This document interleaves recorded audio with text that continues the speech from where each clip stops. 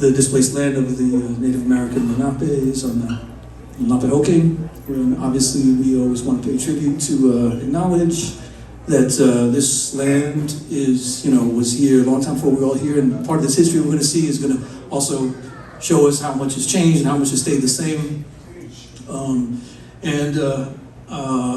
Also, we want to acknowledge, all of the injustices caused by colonialism and slavery. And again, those are things that we hope we can make reparations for in some way in our personal lives and as groups and in whatever way we can. I gotta also acknowledge the funding that made this possible came from Live Music Society, the New York City Department of Cultural Affairs, and the New York State Council on the Arts. This is the third annual Everybody LES. Last year we did it here. We had the Creative Village Voices, we had Frank London. We had a lot of great things here. This year we're doing a little different. I hope to get back to that party vibe we were just feeling a second ago.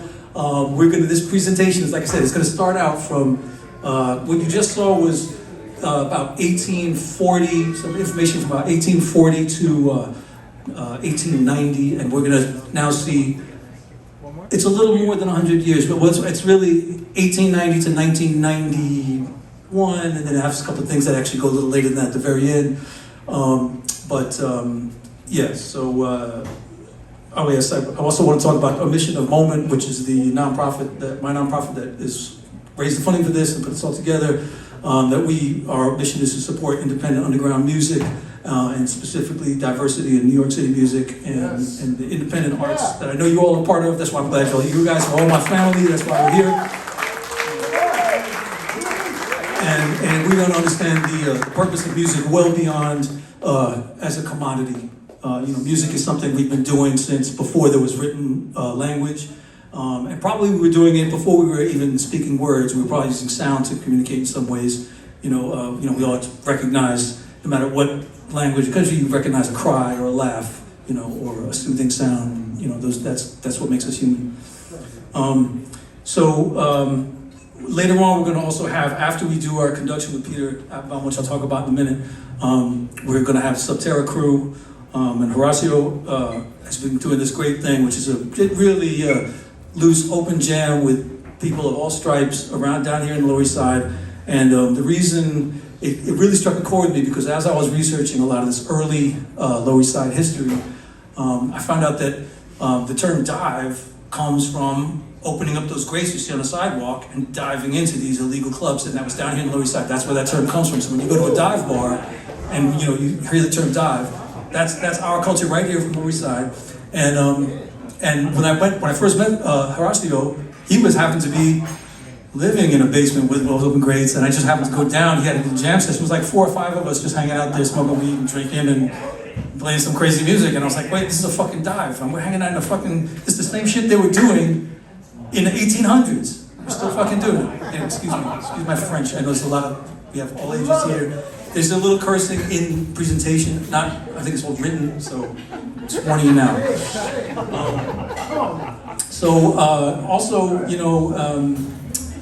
I think the other thing is that what we see here is also a lot about how music is really a dangerous, it has this sort of danger and thing about it. And if you look at all the different iterations, it's always about breaking the rules and doing something different and causing people to take notice. And a lot of times that means there's pushback and people don't want to hear it. And so it's up to us as creative people to keep always pushing that envelope, do something different. And not everyone's going to accept it right away. In fact, all of the best stuff usually starts.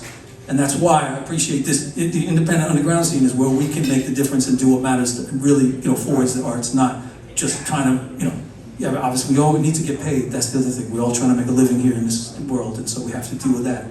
But it doesn't mean we can't have the other. I want to say I've been coming down here since I was about 13 years old, and to date myself a little bit, that's 78, 79. Playing in Tompkins Square Park with my punk band, back when there was a band shell. Played with the Stimulators at A7, 171, Pyramid, and I moved down here in '89. But like I said, I was always coming down here since I was a teenager. and played with Gamma Rays and played with Jamil Mundak over at old Elbow Heel space, which which hopefully will someday come back to the community, although it's probably unlikely it ever will, but please support that as best you can.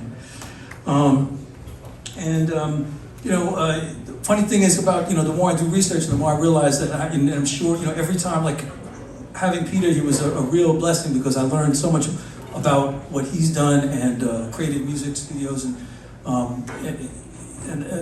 anyway, I'm always trying to learn and I need to listen more than I need to talk, so I'm going to try and keep this short. I know I've already been going on a long time.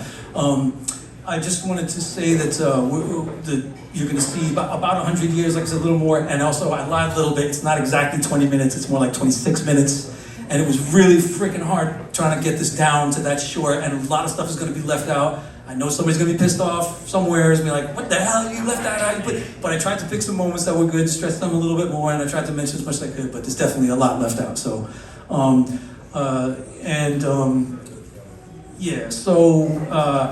just so you know, on the top you're going to see image credits, on the bottom you're going to see the audio credits. All the audio is basically keeping chronological, except usually by authorship, not by necessarily recording. Especially the early stuff, it was a little hard to source anything from 1890. So yes, and we're also looking at Lower East Side. The original geographic region, Lower East Side, is from 14th Street, from Broadway all the way over to the East River, down to below like Water Street, like really far down. So, and there's a couple of places that I didn't get into, and it's definitely, like I said, stuff that's missed, but it's a larger swath than what we call Lower East Side now. East Village wasn't invented until the 70s. Okay, and so like I said, this will be about from 1890 to 1991, and are you ready there, Albert, to play that? Yep. Okay, well, here it is, like I said, 26 minutes. Hope you enjoy it, and then we're going to bring up Peter Applebaum, and we're going to, and my Brothers in Groove Collective, which we managed to get a lot more than I would have expected at a moment's notice, and we're going to have some other great friends of ours here also, and so we're going to carry on the tradition. Another tradition down here that I don't actually touch upon that much in the presentation is Butch Morris, Ornette Coleman, Sun Ra. They were all here doing different forms of conducting free improvised jazz that was being conducted. So after the free jazz, people started saying, well, how can we sort of do this but control it a little more? So that's kind of what we're going to be doing. There's no script. I mean, well, we have a couple of cues, but there's no music, there's no tunes. We're going to be, everything we do is going to be completely improvised. We've had a little 5-minute conversation about it, but other than that, I'm putting my trust in my brethren here, and yeah, it's going to be great. Yeah. All right. All right. So without further ado,